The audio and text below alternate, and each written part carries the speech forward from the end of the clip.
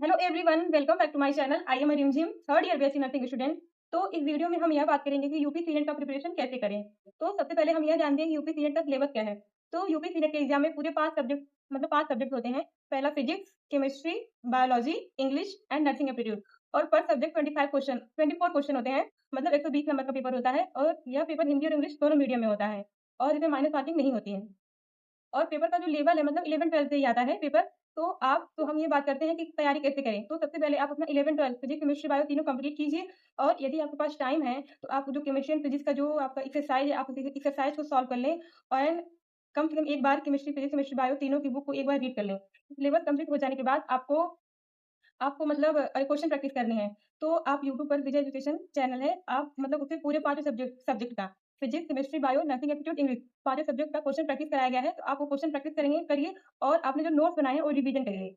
और यदि आपको कोई टेस्ट सीरीज़ मिल रही है तो आप टेस्ट सीरीज़ भी सॉल्व कर सकते हैं। नर्सिंग एप्टीट्यूड आपका जो क्वेश्चन है वो नर्सिंग से रिलेटेड पूछा जाता है। तो आप इसे यूट्यूब पर देख सकते हैं कि कैसे-कैसे क्वेश्चन आते हैं विजय एजुकेशन चैनल पर या किसी यूट्यूब या किसी चैनल पर।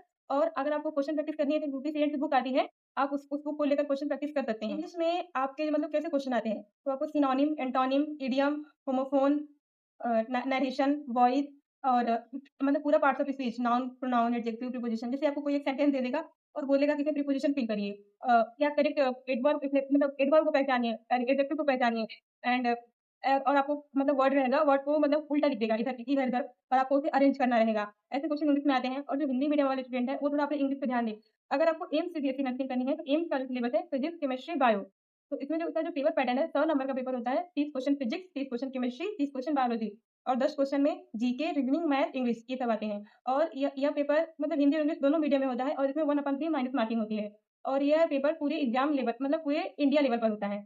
इसका पेपर मॉडरेट होता है, पर आपकी तैयारी थोड़ी नीट जैसी होनी चाहिए ताकि आप केमिस्ट्री एंड फिजिक्स के क्वेश्चन को सॉल्व कर सकें। बायो ईज़ी टू मॉडरेट होता है।